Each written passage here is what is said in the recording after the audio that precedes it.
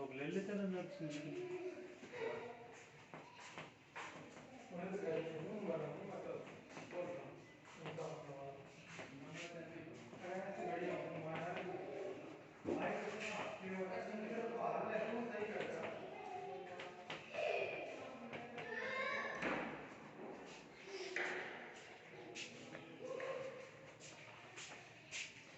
Good morning student, how are you?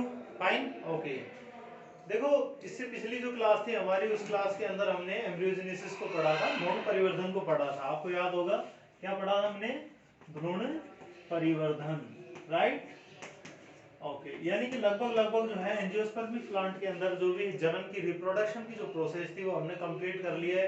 जब भ्रूण ही बन गया है तो अब केवल बनना क्या शेष रह गया? बीज।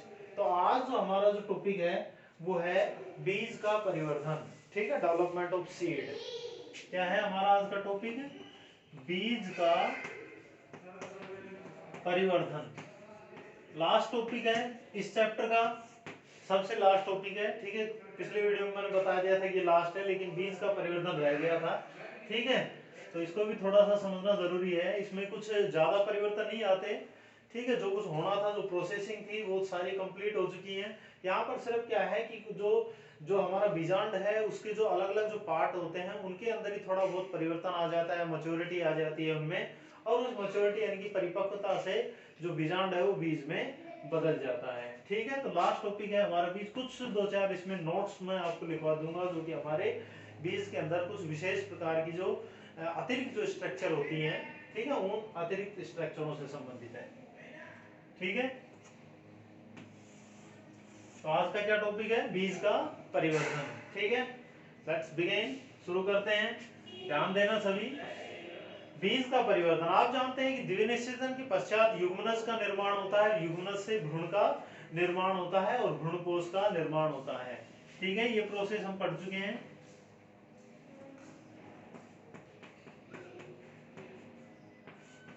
द्विनिषेचन के पश्चात,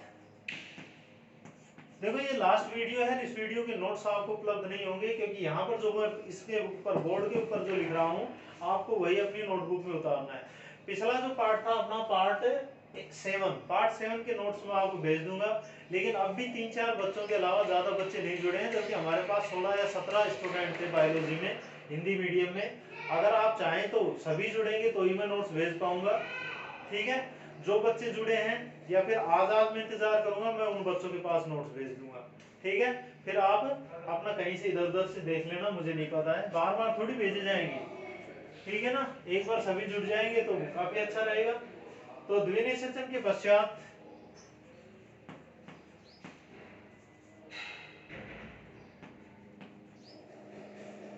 युग्मनज से, जो युग्मनज बना था, ठीक है, युग्मनज से किसका निर्माण हो जाता है? भ्रूण का निर्माण होता है, पहली बात। दूसरी क्या है? भ्रूण के पोषण में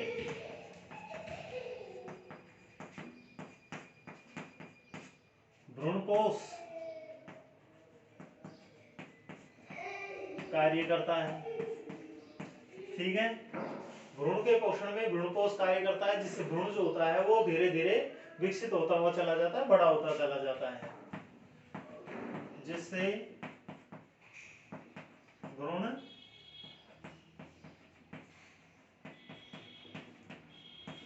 विकसित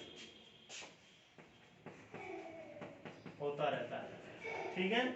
तो ये बात तो आप समझ गए। द्विनिषेचन के पश्चात युग्मनज से भ्रूण का निर्माण होता है, भ्रूण के पोषण में भ्रूणपोष कार्य करता है, जिससे भ्रूण जो होता है वो विकसित होता रहता है, ठीक है। ये सारी जो प्रोसेस होती है कहाँ चलती हैं? ये सभी की सभी प्रोसेस किसके अंदर चलती हैं? बीजांड के अंदर चलती हैं। ये तो आप जानते हैं, ठीक है। बीजांड जो होता है वो बीज के रूप में, जिससे बीजांड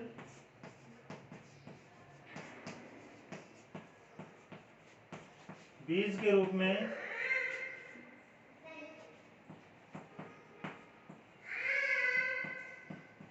परिवर्तित हो जाता है।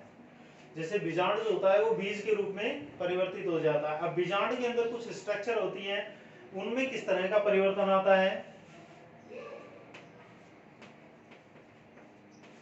बीजांड में उपस्थित जो भी परिवर्तन होते हैं, ठीक है ना, बीजांड में ऐसे लिखो, बीजांड में, बीजांड से बीज के परिवर्धन में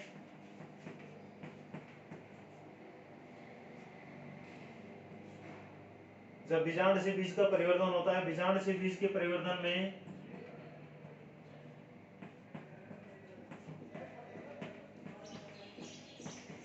निम्न परिवर्तन होते हैं।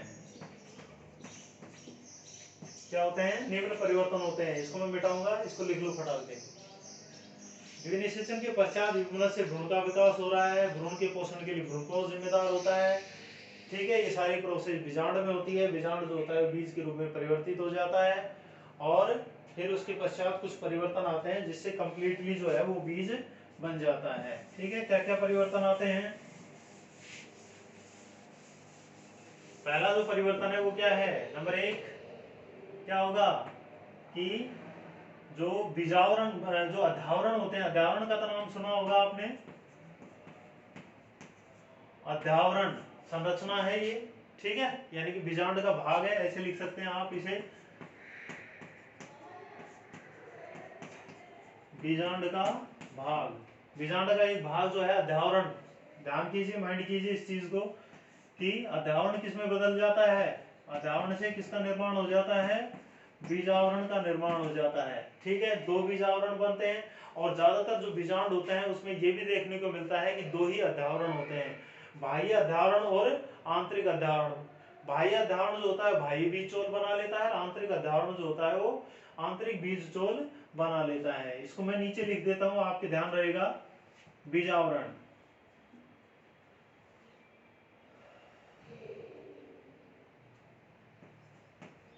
टेस्टा व टैगमैन, ये 2 बनते हैं। एक तो बनता है टेस्टा और दूसरा बनता है टैगमैन। टेस्टा जो होता है ये क्या होता है? बाह्य बीज चोल कहते हैं इसको, क्या बोलते हैं? बाह्य बीज चोल। और जो टैगमैन है ये क्या कहलाता है? ये होता है हमारा आंतरिक बीज चोल, ठीक है ना। समझ गए? ज्यादा कठिन नहीं है, केवल परिवर्तन परिवर्तन लिखने हैं आपको यहाँ पे कि अध्यावरण जो होता है वो बीजावरण बना लेता है। अध्यावरण 2 होते हैं, बाह्य अध्यावरण से बाह्य बीज चोल बन जाता है और आंतरिक जो अध्यावरण होता है वो आंतरिक बीज चोल का निर्माण कर लेता है। बाह्य बीज चोल को टेस्टा कहते हैं और आंतरिक जो बीज चोल होता है उसे हम टैगमैन कहते हैं, ठीक है। दूसरा जो परिवर्तन आता है वो बीजांड व्रंत में आता है। बीजांड व्रंत, बीजांड व्रंत जो होता है उससे क्या बन जाता है? उससे बन जाता है बीज व्रंत, ठीक है। बीजांड व्रंत वो था ये वाला, ठीक है। ये अध्यावरण थे 2, समझ गए? थोड़ा सा चित्र से मैं कंफर्म कर दूंगा, वैसे तो आपको समझ में आ ही रहा होगा। इनसे तो क्या बन गए? बीजावरण बन गए। सारा का सारा बीजांड जो होता है वो निषेचन के पश्चात आफ्टर फर्टिलाइजेशन, ठीक है, किसमें फॉर्मेट हो जाता है?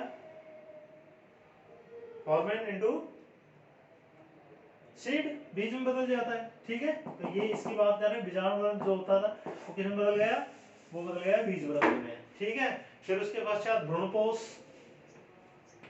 क्योंकि भ्रूणपोष जो होता है उसका कुछ ज्यादा वो नहीं है, भ्रूण जो होता है वो क्या हो जाता है? भ्रूणपोष जो होता है वो अपासित हो जाता है, खत्म हो जाता है। किसके विकास में? भ्रूण के विकास में, ठीक है, अपासित हो जाता है, खत्म हो जाता है, ठीक है। अंड कोशिका क्या बना लेती है? भ्रूण बना लेती है।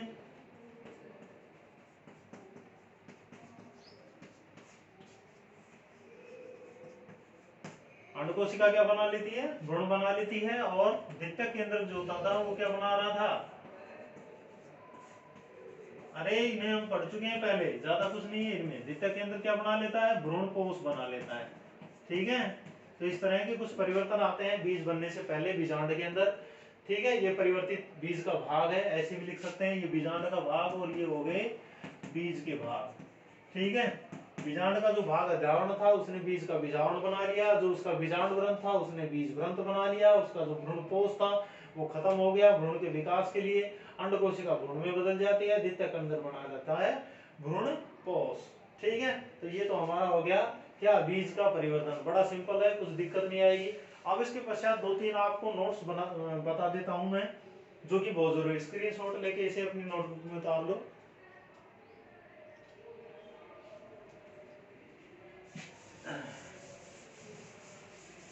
देखिए क्या नोट्स है इसके नीचे, जैसे जो भी आप इन्हें यहाँ इसके नीचे आप नोट्स लिखेंगे। ठीक है, नोट फर्स्ट जो कि इस पार्ट से संबंधित है, कुछ छोटी छोटी चीजें और जो बीज से ही संबंधित हो सकती हैं। अभी हमने क्या कहा है कि सारी चीजें जो होती हैं वो कहीं ना कुछ परिवर्तन हो जाता है उनमें। इनमें से एक चीज होती है जिसे हम बीजांड काय कहते हैं, जो कि अध्यावरणों के जस्ट नीचे की स्थित होता है। जैसे कि ये अपना बीजांड है, ठीक है, और ये वाला जो हिस्सा होता है ये, और ये अंदर जो होता है हमारा भ्रूणकोश था, ये वाला जो हिस्सा था ये क्या कहलाता है, बीजांड काय कहलाता है। एक्चुअल में क्या कहलाता है, बीजांड काय कहलाता है।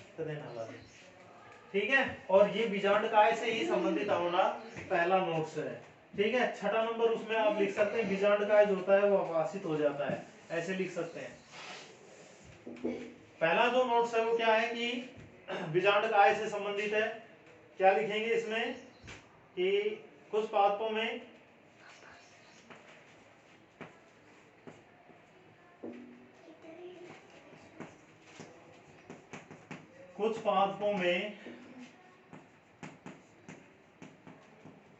बीजांड काय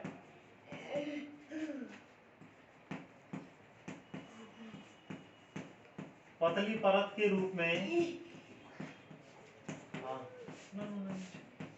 शेष रह जाता है।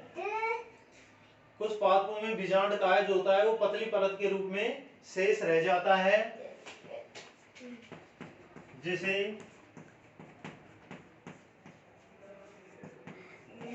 परिभ्रूणकोश कहते हैं। क्या कहते हैं, जिसे हम क्या कहते हैं, ध्यान रखना, इसे अंडरलाइन कर लेना, परिभ्रूणकोश कहते हैं। क्या बोलते हैं उसे, परिभ्रूणकोश कहते हैं। एग्जाम्पल आप इसका सामने लिख देंगे, जैसे काली मिर्च। काली जो मिर्च होती है उसमें क्या होता है कि जो बीजांड काय होता है वो पतली परत के रूप में शेष रह जाता है, और इसी पतली परत को हम क्या बोल देते हैं, परिभ्रूणकोश कह देते हैं। ठीक है, दूसरा नोट्स लिखिए।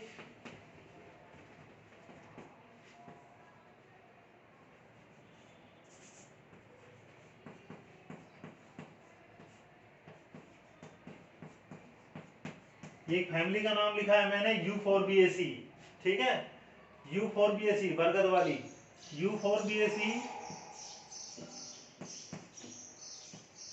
कुल के, और सभी के बात की नहीं होती है, ये यूफोरबिएसी की कुछ ही कुलों की बात है, बाकी सब में कुछ पादपों में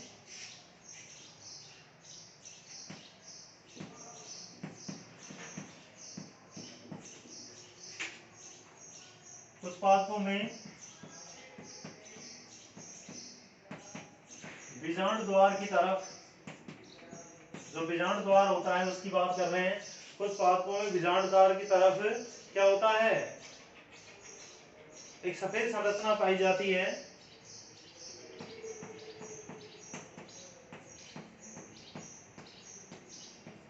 ये एक्स्ट्रा नॉलेज है बीजांड से बीज में परिवर्तन के समय। यूफोरबिएसी कुल के कुछ पादपों में बीजांड द्वार की तरफ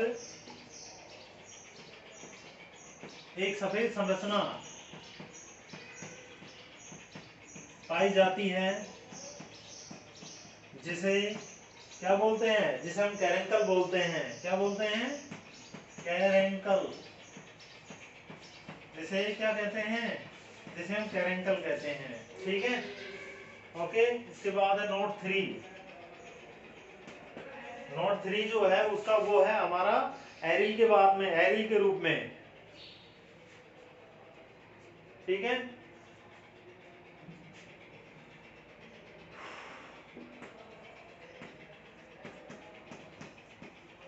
कुछ पौधों में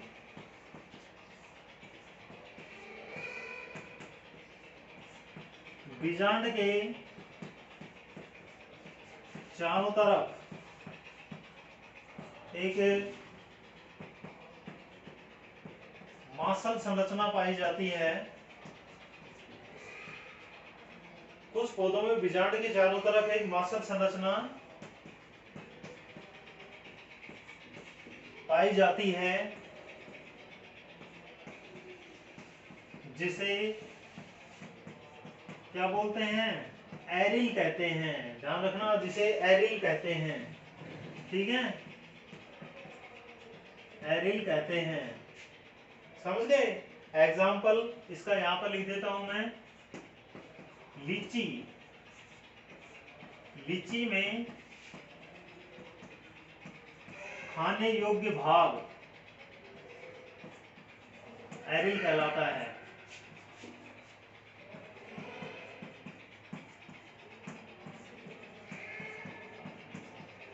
राइट, ये 3 नोट्स है इससे संबंधित। एक तो परिभ्रूणपोष क्या लिखा है कि कुछ पादपों में बीजांड का एक पतली परत के रूप में शेष रह जाता है जिसे हम परिभ्रूणपोष कहते हैं।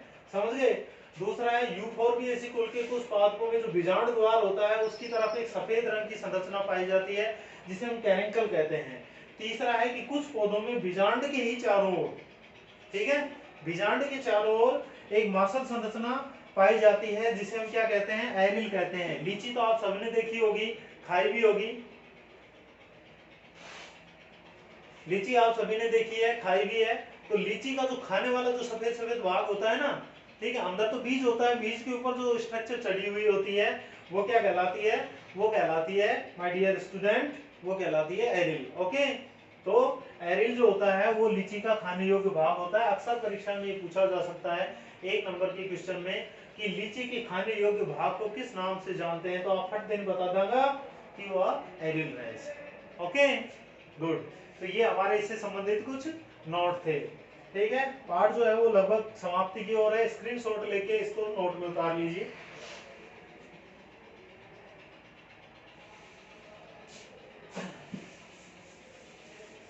इसके बाद जो नेक्स्ट चीज है हमारी वो है फल का विकास। फल के बारे में तो आप अच्छी तरह से जानते ही हैं, लेकिन इससे पूर्व नोट जो आपने लिखे हैं इसके जस्ट नीचे आप लिखेंगे जो है बीज के जो प्रकार होते हैं वो, बीज के जो प्रकार होते हैं वो कि भ्रूणपोष की उपस्थिति के आधार पर बीज 2 प्रकार के होते हैं।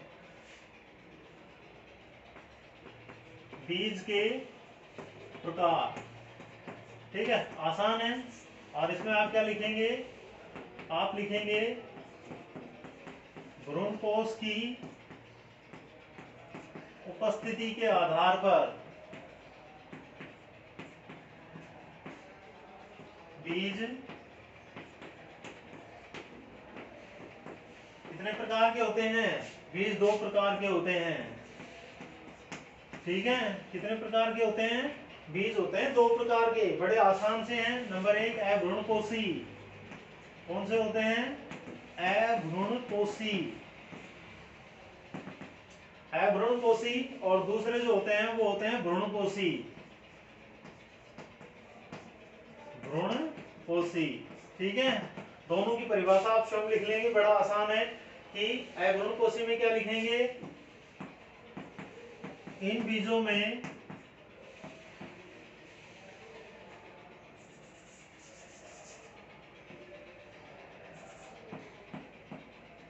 संपूर्ण भ्रूणकोश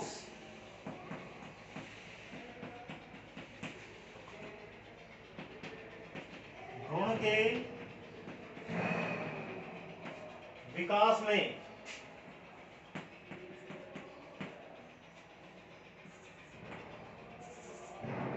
उपयोग हो जाता है।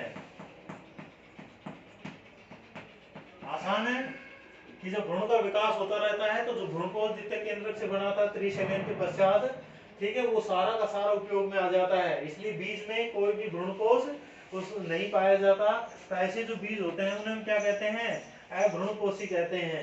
ठीक है, और इनमें जो भोजन का जो संग्रह होता है वो बीज पत्रों के रूप में होता है। इनमें भोजन का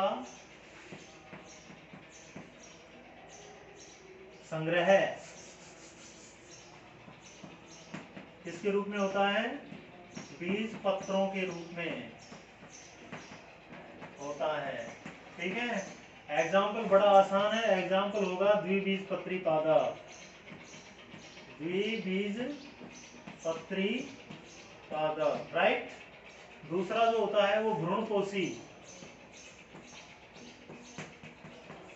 भ्रूणपोषी की परिभाषा इसके बिल्कुल विपरीत होगी। क्या कहेंगे कि इन बीजों में भ्रूण परिवर्तन में भ्रूणपोष जो है वो शेष रह जाता है। इन बीजों में भ्रूण के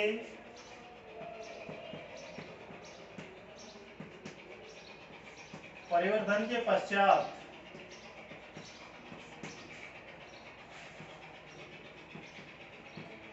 भ्रूणपोष शेष रह जाता है। ठीक है, और एग्जाम्पल क्या लिखेंगे इसका? एक बीजपत्री पादप, एक बीजपत्री बीज लिख लेंगे। ठीक है, यहाँ द्विबीजपत्री बीज लिख लेंगे। ओके, तो ये दो प्रकार के हमारे बीज हो गए जो कि भ्रूणपोष की उपस्थिति के आधार पर था। भ्रूणपोषी जिनमें भ्रूणपोष होता है वो कंप्लीटली भ्रूण के विकास में काम आ जाता है। भ्रूणपोषी में भ्रूण का विकास में सारा का सारा काम नहीं आता, थोड़ा बहुत शेष भी रह जाता है। ठीक है, स्क्रीनशॉट लीजिए इसका।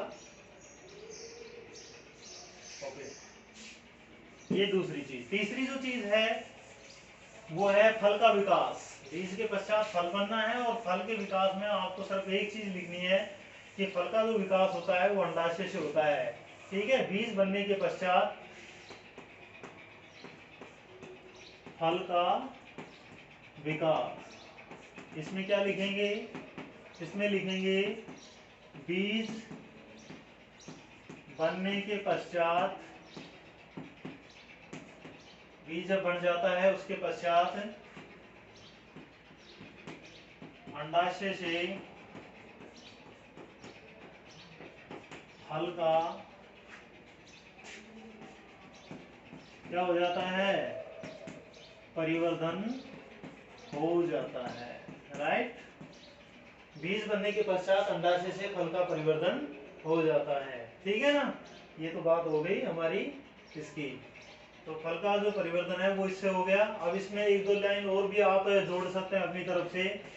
यदि फल का विकास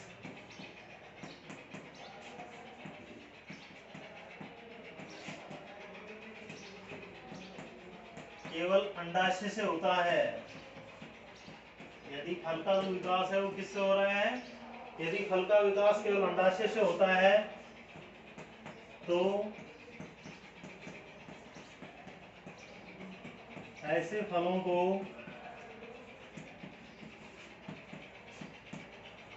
वास्तविक फल कहते हैं, राइट। बस लास्ट लाइन, एक लाइन हो रहा है, 25 मिनट होगा। तो इन्हें क्या कहते हैं? वास्तविक फल कहते हैं। ठीक है, और दूसरा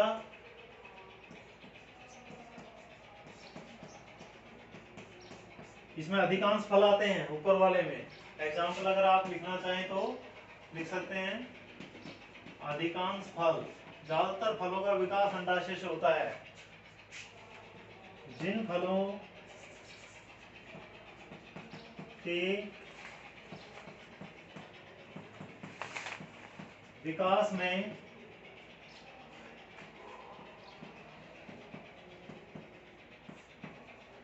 अंडाशय के अलावा बाह्य दल, दल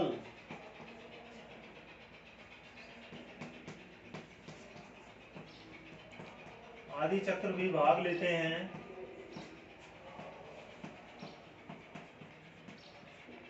ठीक है, उन्हें क्या कहते हैं? कूट फल कहते हैं।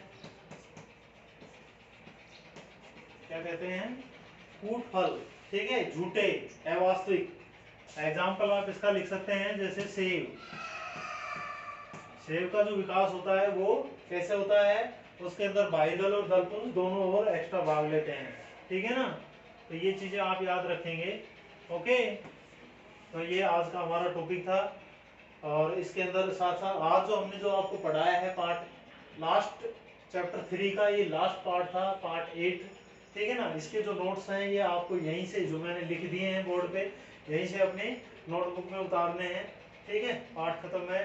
नेक्स्ट वीडियो से हम आपको चौथा चैप्टर जो है पढ़ाना शुरू करेंगे, उसके पार्ट फर्स्ट फिर से शुरू करेंगे, part first chapter 4, part second chapter 4 से, ठीक है। Okay, have a nice day, good bye.